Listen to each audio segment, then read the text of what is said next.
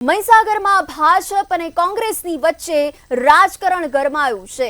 મહીસાગરથી આ સમાચાર કે જ્યાં ભાજપ અને કોંગ્રેસ વચ્ચે રાજકારણ ગરમાયું હોય તેવા દ્રશ્યો સામે આવ્યા। લુણાવાડા પાલિકાના કોંગ્રેસ સભ્યોએ ટેકો જાહેર કર્યો છે। ભાજપ અને કોંગ્રેસની વચ્ચે કે જ્યાં ભાજપને બિનશરતી ટેકો જાહેર કર્યાનો લેટર પણ હાલ સોશિયલ મીડિયામાં પૂર ઝડપે વાયરલ થઈ રહ્યો છે। કોંગ્રેસના સભ્યોની સહીવાળો લેટર વાયરલ થતા ચકચાર મચી હતી। નમસ્કાર મિત્રો, છેલ્લા 2-3 દિવસથી એવા સમાચારો વહેતા થયા છે કે કોંગ્રેસ પાર્ટીના લુણાવાડા નગરપાલિકાના સભ્યો કોંગ્રેસ પાર્ટીમાંથી રાજીનામું આપ્યું છે। આ વાત તદ્દન પાયાવિહોણી અને વાહિયાત વાત છે। આ વાતમાં કોઈ દમ નથી।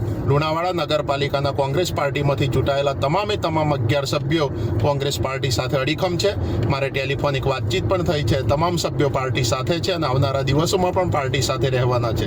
એટલે આવી તમામ બાબતોનું હું ખંડન કરું છું અને જે કંઈ સમાચારો વહેતા થયા છે એ સમાચારોનું પણ હું ખંડન કરું છું અને મીડિયાના મિત્રોને પણ જણાવવા માગું છું કે જ્યારે હું અત્યારે અમારી જુનાગઢ ખાતે પ્રશિક્ષણ તાલીમ ચાલી રહી છે, જિલ્લા પ્રમુખોની અને તાલીમ પૂર્ણ કરીને જ્યારે અમે લુણાવાડા ખાતે આવીશું ત્યારે તમામ સભ્યો સાથે નગરપાલિકા વિરોધ પક્ષના નેતા, ઉપનેતા અને દંડક તેમજ તમામ સભ્યશ્રીઓ સાથે કોંગ્રેસ પાર્ટીના ચૂંટાયેલા 11 સભ્યો સાથે અમે પ્રેસ મીડિયાને સંબોધન કરીશું।